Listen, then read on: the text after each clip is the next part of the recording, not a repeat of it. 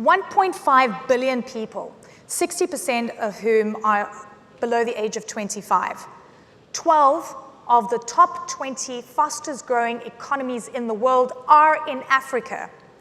30% of the world's minerals are on the continent, 40% of gold reserves, 90% of chromium, platinum, palladium, diamonds, cobalts, and everything else on the periodic table, everything.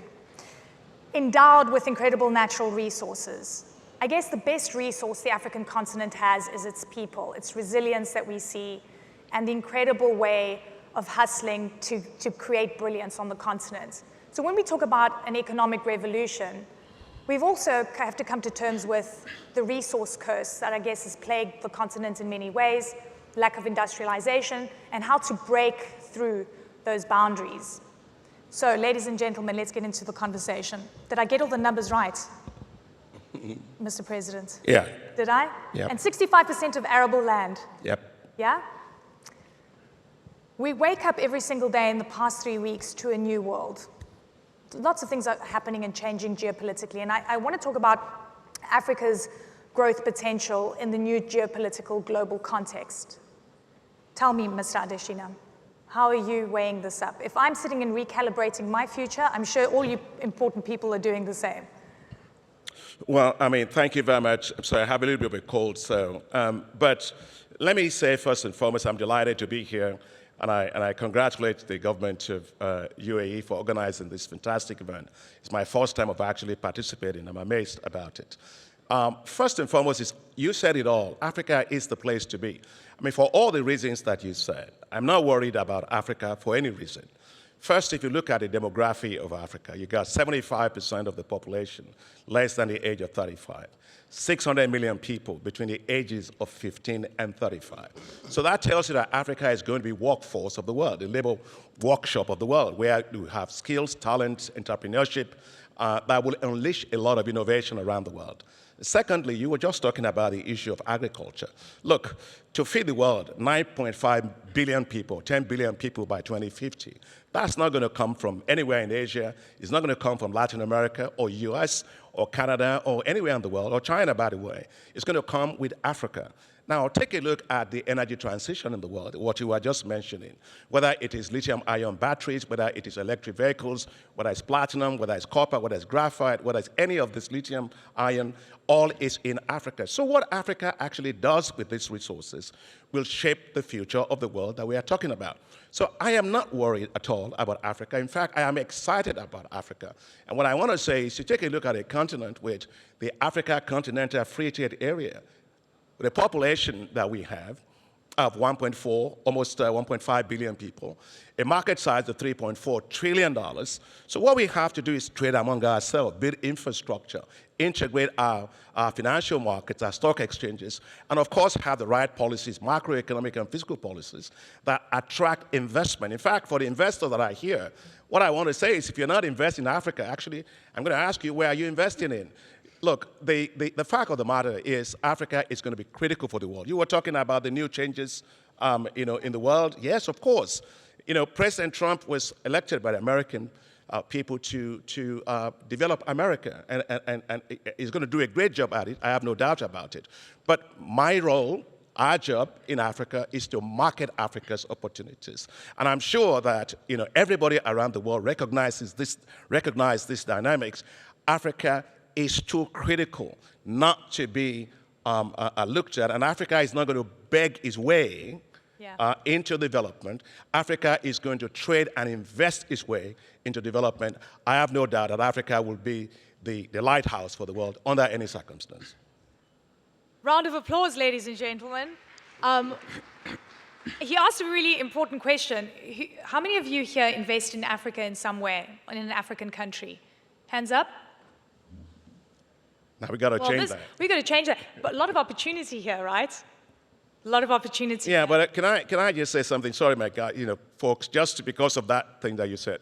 At the UAE, you have $65 billion a year that's actually going from UAE to Africa, much higher than other parts of the Gulf countries.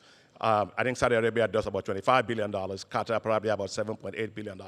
So UAE is very, very important. But this point I want to make, because there are a lot of investors here. You hear a lot of things about Africa in terms of risk. Well, look, you walk across the street, it's a risk. You eat food, it's a risk. Africa's risk is not different from any part of the world. It's a risk-return world.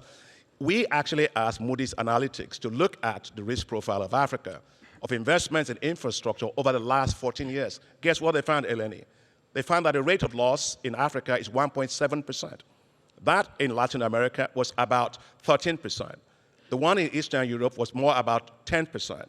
In Western Asia, it was about 4.5%. So Africa is less riskier than any other part of the world. So I hope that when I come back next year, that we will have a lot more people with their hands up investing in A sea full of hands up is what we're expecting. I think you've sold it in a brilliant way. And by the way, the perceptions of risk, the negative perception of risk really does stick. And we're seeing that in the cost of capital on the continent. Your Excellency, Chief Minister, I want to talk about Sierra Leone, and it's a really fascinating country, dealt with the Ebola crisis, decades of civil war, ended in 2002. We've seen incredible changes in terms of the poverty levels. We've seen huge shifts. You're one of the most fascinating people, and you're leading an important segment within government. You were also the former Chief Innovation Officer. And the important question is, Sierra Leone, in a changing world, in a new context, what does that mean, and how are you looking at the future and an economic revolution, whether that's attainable? Thank you so much. I do think, by the way, just picking up on where the President left, when we speak about risk, it's a language that we also use. We speak about the youth bulge, we speak about resource curse. We can change the language often to reflect the opportunities and the realities on the ground, and which is why this panel is so important, because we can speak about the new economic revolution from our perspective. The progress we've seen in Sierra Leone has been largely driven by the kind of leadership that we have. His Excellency President Julius Maada Bio has made it a point to invest in human capital. So the reforms that we have seen in education, the reforms that we've seen in gender, the reforms that we've seen in good governance have all slowly been adding up, and you can see the dividends beginning to pay off quite quickly.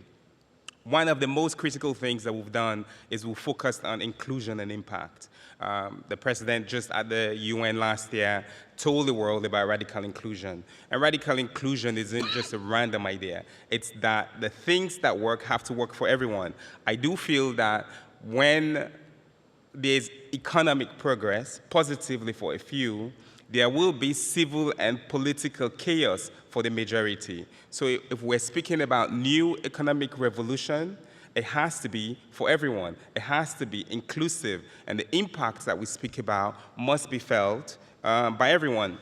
And this is not too difficult, really, to do. We just have to shift our mindsets. We speak about critical minerals. Sierra Leone has had lots of mineral conversations. It's mostly been negative.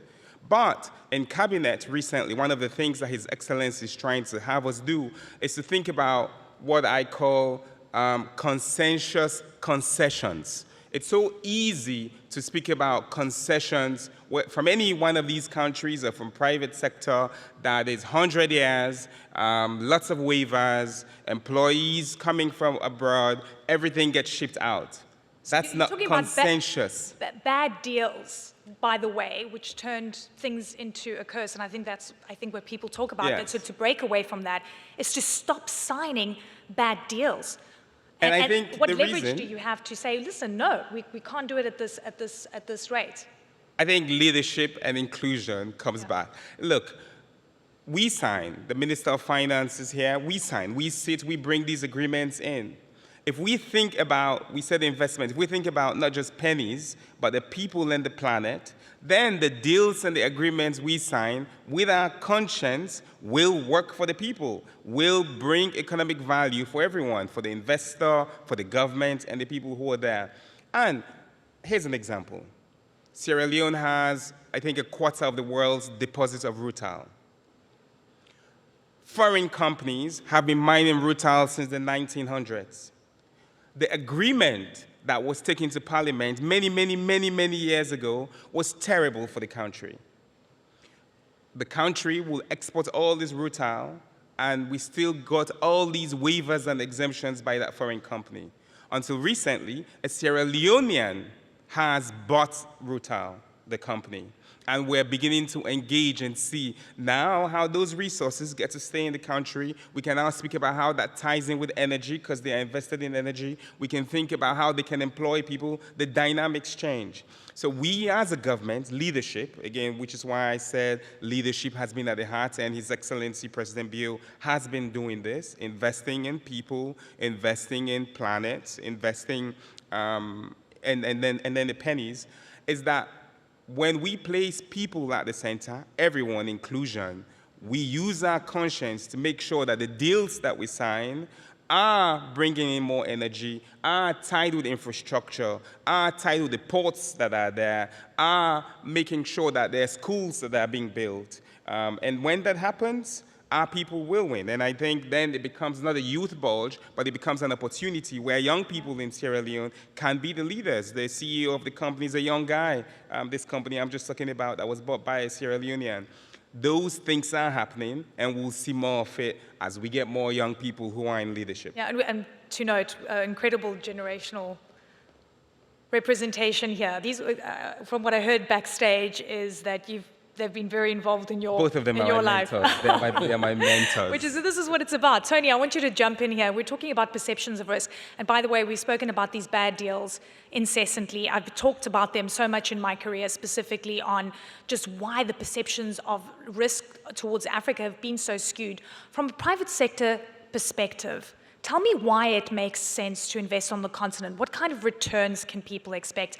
And why you shouldn't be looking at these perceptions that Africa equates to, negativity and it's high risk, so therefore you've got to expect high return, which is when essentially we start to see bad deals being signed. I want to commend the UAE government for organizing this forum. Eleni, I speak as a private sector person who has investments on 4 continents, including the Gulf states, and someone who also has a diversified investment portfolio from power, oil and gas, financial services, and healthcare. There's nowhere else we get the kind of returns on investments as what we make in Africa. I say to people often that the glass is half full. You may decide to see risks or challenges, or you may see opportunities. But ability to identify opportunities and structure your approach in a way that addresses and mitigates those risks confers extra competitive advantage on you and your business. So I speak to our friends here, as the president of the African Development Bank said, no better person to say it because he has the statistics. He sees what's going on the continent. There's nowhere else that gives you the kind of returns on investment as what you make on the continent. Yes, stereotypes, information provided in a certain way that all you see is challenges. But just look at us, and we keep investing in our group. We generate, or we have capacity to generate 2,000 megawatts of electricity on a daily basis, and today we generate about 750 megawatts, which is very significant on the continent. There's nowhere else you can invest in power sector and you start paying dividend to investors year 3. That happens in Africa. We are in financial services sector, huge, significant returns on investment. So the time is now, and there are certain factors shaping all of this. If you look at the demography in Africa, as our moderator Eleni said, the median age is 19. In other parts of the world, it's 38, 32. This is huge opportunity. 1.5 billion people, over 65% under the age of, as I said before, under the age of 30. So this is significant investment opportunity for everyone. Let us invest, but we also believe and accept that we have a few challenges on the continent. We don't run away from these challenges, but those are not challenges that impede the decision to invest in a market that holds so much potential for investors. President Adesina, you want to jump in? Yeah, I just wanted to follow up on the point you made about, and also the Chief Minister's point about the natural resource cost. I don't believe there's anything called natural resource cost. I'm an economist. People say that all the time. The issue is not, how can resources that are supposed to make you rich be a cost? What you have is a cost of leadership, lack of transparency, lack of accountability in the management of those natural resources. And that's what we at the African Development Bank try to do. So you take, for example, I mean, you were talking about the case of Sierra Leone, but if you pick, for example, the DRC Congo, okay, we have challenges there now, but we're going to solve those problems. The issue is total amount of resources back of the envelope in that area is probably $24 trillion. And so the issue is, how do we structure deals that are in the interest of our economies, in which royalties and taxes that needs to be paid are paid, and that's why we have the Africa Legal Support Facility at the African Development Bank to help Sierra Leone and DRC, several other countries, to be able to structure deals that are in their own interest. Tony was talking just now about the issue of young people, and actually he's a leader in Africa when it comes to the issue of investing in young people. Now, we support his foundation to do that, but there's a lot of opportunities in Africa for young people. Look, agriculture, take agriculture. Now, people talk about oil and gas, yes, okay, but who drinks oil? Who smokes gas? You've got to be transparent here, President Adesina. You were the former agriculture minister in Nigeria, so you know a thing or two. Yeah, but I was just going to say that for investors here today, take a look at Africa in terms of agriculture. The size of that market, food market, by 2030 is going to be $1 trillion. And so investing in agriculture, investing in agricultural value chains is the key. And we can support the Gulf countries out of Africa, in which case we invest in special agro-industrial processing zones. We're spending close to $3 billion developing those zones. Look, if you have an aircraft, you don't need an aircraft, you don't have a landing strip. So we're building a landing strip for investments to land in Africa in a smooth way. And I'm confident about that as President of the African Development Bank. We organized the Africa Investment Forum, which of course you are in. We started it in 2018 till today. We mobilized more than $225 billion. We just had the last one in Rabat in Morocco last year. In less than 72 hours, we had mobilized $29.4 billion. So please, when you think of Africa, Tony is absolutely right. You may think of challenges, but look, my job is not to talk about challenges. It's to market opportunities for Africa and manage those challenges. Your money is safe. Your money and your capital is safe in Africa, and you should be investing a lot more in Africa. And let me say that those challenges are actually opportunities for investment, That's right. like infrastructure in particular. So there's a lot we can do in that space: infrastructure, access to electricity, power development on the continent, transportation. They present opportunities for investors. Yeah, greenfield investments, because you've got an opportunity to jump into something, into a country, because there's so many to pick from on the African continent, then you can really plug in and fill gaps. Check the energy that Tony just talked about. He's investing in energy. So myself and the president of the World Bank, Ajay Banga, got together and launched something called Mission 300, which is to provide 300 million Africans with access to electricity. That is a massive investment opportunity in power generation, in power transmission, and power distribution for companies all around the world. So just imagine. And we're working with governments like in Sierra Leone, the president was there, and others, to make sure that the power purchase agreements are there, the cost-reflective tariffs are there, the utilities are independent and very well managed, and that the procurement systems are transparent in the way you can have the least cost way of doing things. So we are improving the business and investment environment in Africa. Quite honestly, I don't believe Africa will develop by aid. I don't believe that it will develop by simply, freebies. We don't want freebies. We want to invest. We want investors investing in our continent so that we can actually unlock the power of our continent. Africa is going to be the lighthouse of the world. It's going to come from private capital, and we're doing all that we can for that to happen, and I'm confident that it will happen. Exactly, and if you're not part of the story, you miss out. I want to touch on a couple of things. We've got so much to get through. But from what I understand, there's this huge race. Who's going to dominate in Africa? whether it's China, whether it's Russia. The US kind of seems like it's perhaps out of the game and it's using leverage and so forth. Do you think there's a race to try and secure critical mineral supply? And do you think there is a different agency in Africa? We're going, listen, we've got leverage right now. Sure. I think the answer is simple. Who's going to dominate in Africa? Africans are going to dominate in Africa. I think, as the president said, leadership is most important. And for me, I believe that progressive, social, democratic radicalism is important. And it's not just terms. Progressive because we live in a completely different age today. We saw in the opening panel where we were in 2000, 2020 is different from today. So the policies have to be different. The reforms, the institutions have to be different. We have to be progressive. Social democratic because if it works only for a few, the rest of the world is going to be affected. Inequities cannot drive our development. The infrastructure we put has to work for everyone.